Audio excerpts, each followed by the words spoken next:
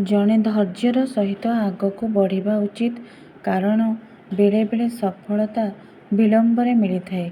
जेतेबेले शिष्य माने रास्तारे अनेक खाल देखिले सेमाने बुद्ध को यार रहस्य पचारिले। किछि लोक कठिन परिश्रम परे मध्य सेमानंकर आशा अनुଯାयी फलाफल पाती नहीं एवं निराशा बढ़िबारे लगे। एभली परिस्थिति रे सकारात्मक मनोभाव बजाय रखिबा उचित एवं कठिन परिश्रम ह्रास करा उचित नुहे। एही परिप्रेक्षी रे गौतम बुद्धଙ୍କ सह जड़ित एक लोकप्रिय घटना रही जेउथिरे सुखमय जीवन एवं सफलता पाइबा पाई सूत्र लुचि रही।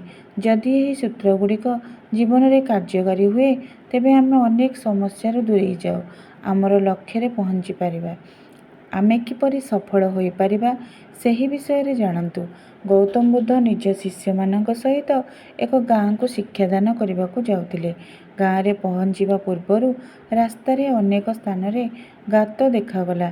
एही गात गुड़िक देखि महात्मा बुद्धंकर जड़े शिष्य भाबिबा आरंभ कले जे तार रहस्य कौन।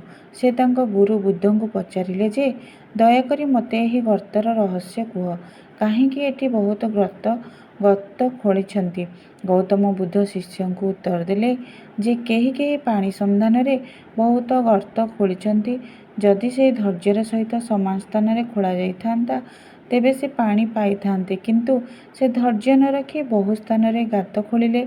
एही कारणरू से कौनसी स्थान रे जल पाइले नहीं। बुद्ध शिष्य मानक सहित व्याख्या करिसंती जे जदि जड़े व्यक्ति किछि कार्य सफल हेबाको चाहंती तेबे तांको कठिन परिश्रम करबाको पड़िबो, किंतु प्रकृत रे धैर्य रहिबा जरूरी अटे। बेले बेले एक दीर्घ समय काम करिबा परे सफलता हासिल हुए। एपरी परिस्थिति रे जड़े व्यक्ति धैर्यवान हेबा उचित, नहले सफलता हासिल होई पारे नहीं।